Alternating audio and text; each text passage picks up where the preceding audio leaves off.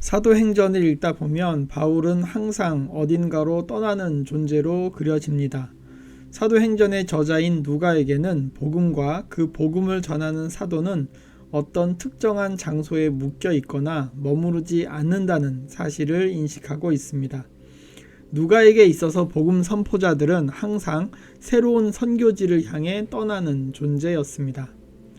오늘 본문 4절에서 바울과 바나바는 성령의 보내심을 받아 본격적인 선교 여행을 떠났습니다. 그들은 실루기아라는 항구 도시로 가서 배를 타고 키프로스 섬으로 건너갔습니다. 실루기아는 350년 전 시리아의 실권자인 셀류커스 니카도르가 건설한 도시였습니다. 키프로스는 지중해 동부에 있는 섬으로 북쪽으로는 터키, 동쪽으로는 시리아, 이스라엘, 레바논과 접하고 있습니다. 신화적으로 키프로스 섬은 비너스가 태어난 곳이라고 합니다. 아마도 키프로스 섬의 아름다운 경치를 본 고대인들은 미의 여신인 비너스가 태어나려면 키프로스 정도는 되어야 한다고 생각했던 것 같습니다. 역사적으로 로마에는 두 번에 걸친 삼두 정치가 있었습니다. 폼페이우스, 크라수스, 카이사르의 제1차 삼두 정치 이후에 옥타비아누스, 안토니우스, 레피두스의 2차 삼두 정치가 이어졌습니다. 제2차 삼두 정치의 실권자였던 안토니우스가 이 키프로스 섬을 클레오파트라에게 선물했다고 알려져 있습니다. 키프로스 섬은 또한 바나바의 고향으로 알려져 있습니다. 바나바 일행은 우선적으로 바나바의 고향인 키프로스에서 역사적인 선교의 첫 여정을 시작한 것입니다. 5절에 보면 바나바와 바울은 키프로스의 동쪽에 자리 잡고 있는 살라미라는 도시로 가서 하나님의 말씀을 전했습니다. 이들은 특정한 장소인 회당에서 하나님 말씀을 전했습니다. 사도행전에서 제시하는 바울의 선교는 거의 항상 회당을 중심으로 하나님의 말씀을 전하는 것으로 시작합니다. 그런데 정작 바울이 쓴 편지에서는 회당이 그다지 중요하게 언급되지 않습니다.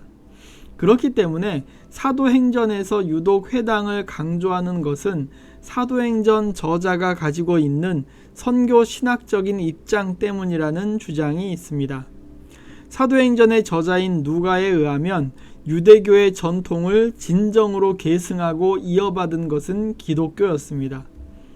유대교는 예수 그리스도를 받아들이기를 거부했기 때문에 스스로 구원할 수 있는 종교적인 힘을 상실한 것입니다. 그리고 기독교가 유대교의 전통을 이어받아 새로운 구원의 역사를 쓰고 있다고 생각한 것입니다. 그렇기 때문에 기독교가 유대교의 전통의 계승자 역할을 감당한다는 것이 당시에 회당을 통해서 복음이 전해진 것으로 묘사되고 있습니다. 사도행전에서는 13장 14절에 비시디아 안디옥, 14장 1절에 이고니움, 17장 1절에서 2절까지의 데살로니카, 17장 10절에 베레아, 17장 17절에 아테네, 18장 4절에 고린도, 18장 19절과 26절, 그리고 19장 8절에 에베소에서의 선교는 모두 다 회당에서 시작되었다고 기록하고 있습니다. 6절에 보면 바나바와 바울 일행은 키프로스 섬의 동쪽 살라미에서 서쪽 바보에 이르렀다고 기록하고 있습니다. 바보는 오늘날 파포스라고 발음하지만 성경에는 바보라고 적혀 있습니다. 살라미에서 바보까지 가는데 걸리는 시간은 대충 일주일 정도였습니다. 그런데 누가는 그 일주일의 기간보다는 바나바와 바울 일행이 바보에서 겪게 되는 이야기에 관심을 갖고 있기 때문에 살라미에서 바보까지의 여행은 간단하게 언급하고 있는 것입니다. 바울은 당시에 가는 곳마다 교회를 지었습니다. 그리고 그 교회에 문제가 있을 때마다 편지를 보냈습니다. 그 편지는 대부분 그 교회의 이름을 따서 불려지고 있습니다. 갈라디아서는 갈라디아 교회, 에베소서는 에베소 교회, 빌립보서는 빌립보 교회에 보낸 편지입니다. 만약에 바보라는 지역에 있는 교회가 문제가 있었다면 우리는 바보서라는 성경을 또 하나 갖고 있었을 것입니다. 그러면 예배 시간에 인도자가 이런 멘트를 할 것입니다. 바보서 3장을 펴시겠습니다.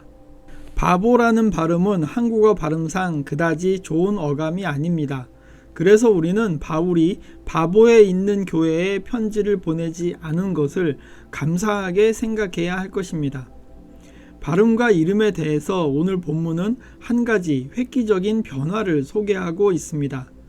9절에서 사울이 처음으로 바울로 언급되고 있습니다. 이방인의 선교자인 사울이 바울로 불려진 이유에 대해서 다양한 해석과 주장이 있습니다.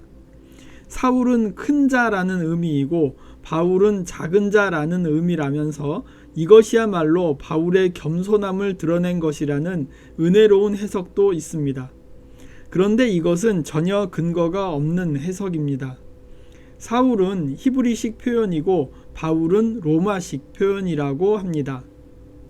그리스 지역에서 바보가 별다른 거부감 없이 불리지만 우리말에는 멍청한 사람을 나타내는 표현으로 인식되는 것처럼 사울이라는 이름도 발음상으로 생각해 보면 그리스 세계에서는 전혀 다른 의미를 연상시킨다고 합니다. 사울로스라는 그리스어는 매춘부의 방탕스러운 모습을 묘사하는 데 사용되곤 했습니다. 그렇기 때문에 바야흐로 그리스 지역을 선교하기 위해 부름받은 사울을 지속적으로 사울이라고 부르는 것은 언어학적으로 마이너스 효과를 나타낼 수 있었을 것입니다. 그러므로 사도행전을 기록한 누가는 사도 바울이 그리스 문화 세계로 본격적으로 뛰어드는 첫 무대인 키프로스의 선교에서부터 바울이라는 이름을 사용하게 만들었던 것입니다. 로마 시민은 흔히 세 개의 이름을 가지고 있습니다. 하나는 가문의 이름, 또 하나는 가족의 이름, 그리고 개인의 이름입니다. 그런데 이방인이 로마 시민권을 얻게 된 경우에는 그에게 시민권을 얻게 해준 로마인의 이름을 가문의 이름으로 받아들입니다.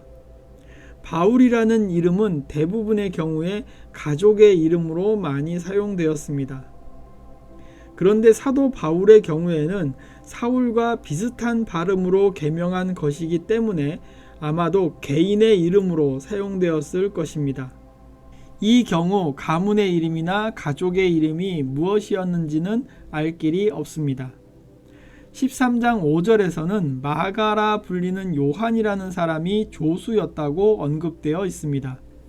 그가 무엇을 위한 조수였는가에 대해서는 선교의 보조자, 교육 담당자, 재정 관리인, 문서 담당자라는 다양한 의견이 있습니다. 이 인물은 분명히 12장 25절 그리고 13장 13절에 언급된 인물입니다.